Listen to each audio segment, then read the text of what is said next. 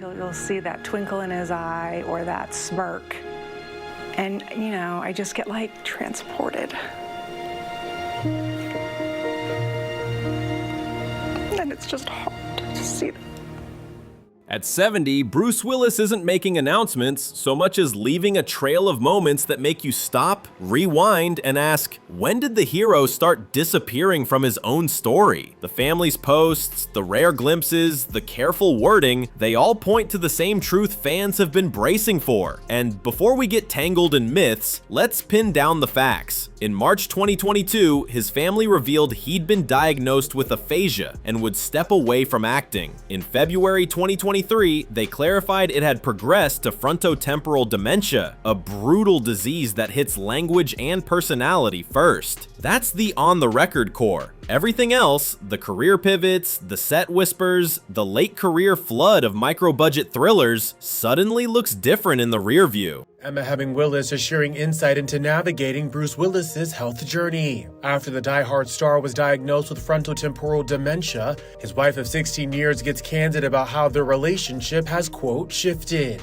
Telling People magazine in an interview published September 3rd, early on I was very isolated. I was too scared to say anything to anyone. But here's the curveball. The Bruce story people tell usually starts with the explosions. Die Hard, the smirk, the one-liners, and skips the artistic gamble that detonated much earlier. In May 1991, Willis finally made the passion project he'd daydreamed since his bartending days, Hudson Hawk, a swaggering sing-as-you-steal caper he helped conceive with musician Robert Kraft. On paper, it was peak 90s excess. On screen, it detonated in the wrong direction. Reviews were savage. Rolling Stone called it unspeakably awful. It's hard to see somebody who was so, vibrant and strong and so directed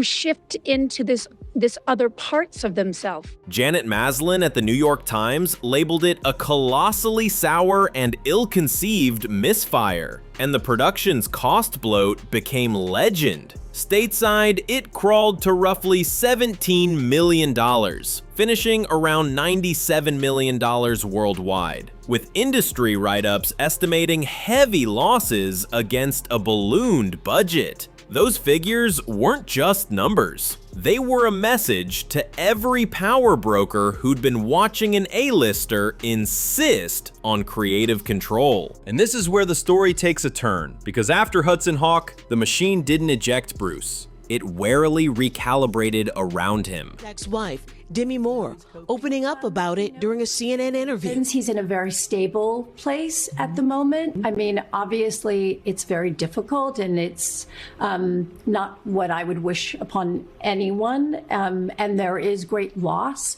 but there is also great beauty and gifts that can come out of it. The next few years painted a chessboard of hits and hiccups. Pulp Fiction, supporting but electric. 12 Monkeys and The Fifth Element, bold swings, then a run of titles that felt smaller than the star wearing them. Industry lore framed him as difficult, a scarlet D that follows anyone who dares to be both performer and creator. The clearest signal wasn't an official blacklist. It was quieter, different producers, different deals, less automatic trust. Even the third Die Hard came together without the old producing team, after a very public cooling of the Willis-Joel Silver relationship. And it wasn't even born a Die Hard. It was a standalone spec called Simon Says that Fox retrofitted into McClane's next nightmare. Happy birthday, dear Diane.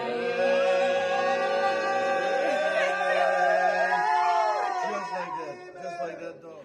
The end result crushed globally, but the behind-the-scenes shuffling told you how cautious the system had become. And if you think that sounds like Hollywood folklore, wait until you hear what happened on the one project that never even made it to theaters. In 1997, Willis starred in a rom-com called Broadway Brawler for 20 days. Then came firings, shutdowns, and an expensive crater. Instead of a courtroom war, Disney structured a make-good. Willis would do a set of films for reduced pay to help offset the loss. That detour is how he ended up headlining Armageddon as part of a 3-picture arrangement. It's called the cruelest disease you never heard of, but now that Bruce Willis has gone public with his diagnosis of frontotemporal dementia, or FTD, a lot more people know about it. A huge hit that looked like a triumphant return, but was also, quietly, a settlement in motion. The move shows you how power actually works in town, not with dramatic exiles, but with contracts, leverage, and carefully negotiated penance. Meanwhile, a different marketplace was forming, and it had Bruce's name all over the posters, literally. In the late 2010s and early 2020s, a mini industry of quick-turn action thrillers exploded, built around a sales-friendly formula. Put a famous face big on the artwork, shoot 2 or 3 days with that star, not 8 weeks, sell the movie worldwide on pre-sales and streaming deals, and keep the budgets skinny. Insiders nicknamed them geezer teasers, with producer Randall Emmett and EFO Films as key players. And yes, Willis became the face of the model. Bruce Willis has been diagnosed with frontotemporal dementia.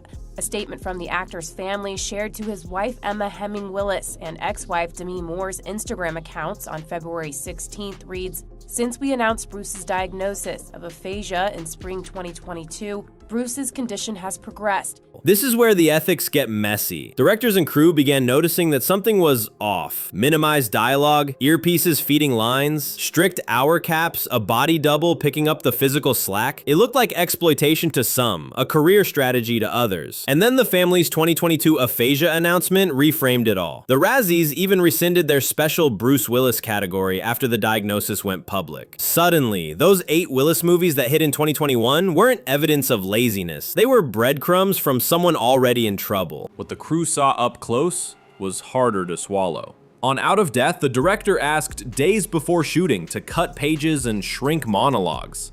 Because as quickly as those moments appear,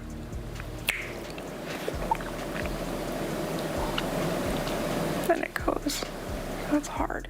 Then he compressed roughly 25 pages of Willis's work into a single day. Jesse V. Johnson, directing White Elephant, described a star who needed to be finished by lunch and sometimes seemed unsure why he was there. Contracts were reportedly standardizing the short days, the tight windows, the protective buffers, all the telltale signs that a production was reverse engineering itself around a star in cognitive decline. Once you know that, the posters feel like theater and the movies feel like evidence. But this is where the story takes a turn again. Because the thing about Bruce Willis is that he's always been more than the quip. He's the guy who kept trying to be interesting even when the system wanted safe. He made left field bets with strange auteurs and high gloss blockbusters with meteors the size of Texas. He was, in the most old school way, a movie star. The kind who could headline a July 4th tentpole one summer and pop up wry and wounded in an indie the next. That elasticity kept him relevant long after the first Die Hard, and it's part of why the last few years were so shocking. It wasn't just the words fading, it was the sense of play. By the time the family shared the FTD update through the Association for Frontotemporal Degeneration in February 2023, the conversation had shifted from career management to care. FTD doesn't negotiate. It strips language, bends behavior, and narrows a life to the smallest and most essential connections. Fans wondered what he could still do, what he still understood. Friends tried to be straight about it. Glenn Gordon Caron, who created Moonlighting and knows Bruce as well as anyone in show business, said in 2023 that Willis was not totally verbal anymore, and that reading, that steady pleasure of an actor's life, had stopped. I was in so much sadness and darkness for so long. Because before Bruce received his FTD diagnosis, the couple thought he was just battling aphasia, which is a disorder that affects how you communicate, as well as the way you write and understand spoken and written language per the Mayo Clinic. And at the time, Emma had already become her husband's main caregiver. It was the kind of update that lands like a door closing softly. And if you think that sounds like the end of a movie, wait until you hear the family side of the story that followed. As the years ticked forward, what we saw wasn't a man staging a comeback. but a family staging a circle.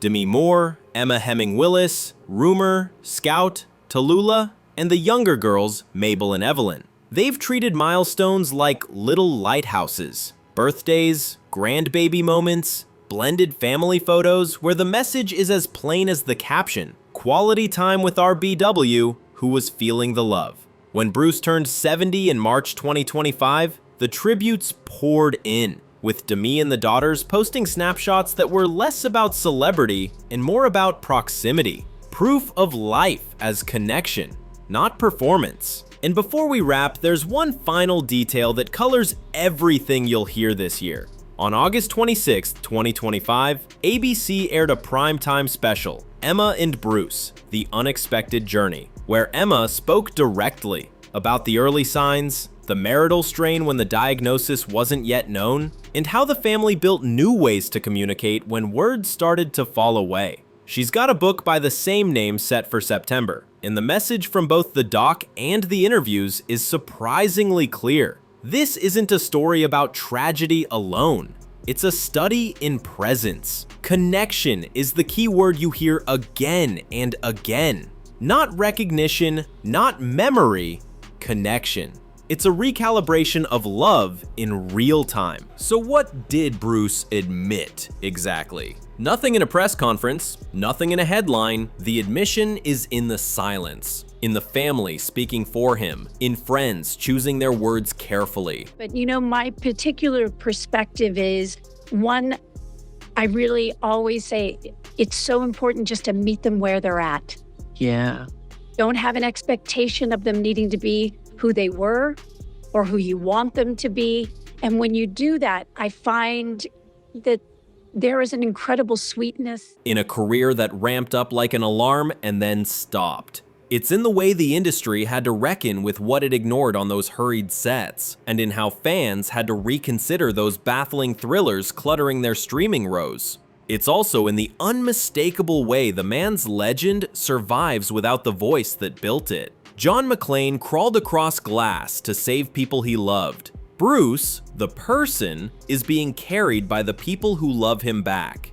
If you zoom out, the arc is wild. A kid from New Jersey muscles into stardom, takes a swing at authorship with Hudson Hawk, and pays dearly for daring to be more than just the guy with the gun. He weaves through decades of mega hits and misfires, stitches together a post-peak market on sheer name power, and then, without ever saying so, tells us something was going wrong by showing up to films he couldn't fully inhabit. His family translates that message for the world. The machine that judged him for making an arty, quippy vanity caper in '91 is now doing retrospectives and award season tributes. The same press that once mocked a string of low-budget potboilers is now combing those sets for the first signs of a disease that was already in the room.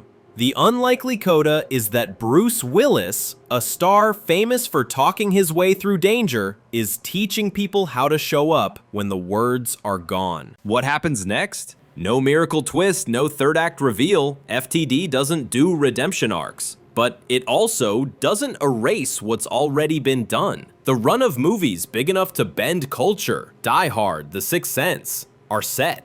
The smaller, weirder choices that prove he wanted to be interesting are set too. And the family album he's still making, one caption at a time, feels like the real legacy. Maybe the bravest thing a tough guy can do is let other people carry the scene. If this hits you in the gut, tell me what moment you remember most. The first yippee-ki-yay, the twist you didn't see coming, or the recent post that stopped you scrolling. Drop a comment, hit like if you want more deep dives that don't just chase headlines, and subscribe so you don't miss the next story we're untangling. And for Bruce's family and the millions affected, consider learning about FTD and supporting caregivers. That's how we turn watch time into something that actually matters.